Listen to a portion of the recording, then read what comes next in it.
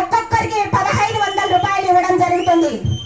అలాగే ప్రతి ఇంటికి 3 సిలిండర్లు ఉచితం ఇవ్వడం జరుగుతుంది.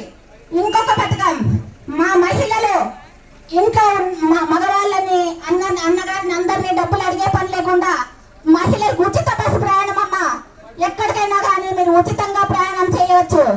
ఇంకొక పథకం, మన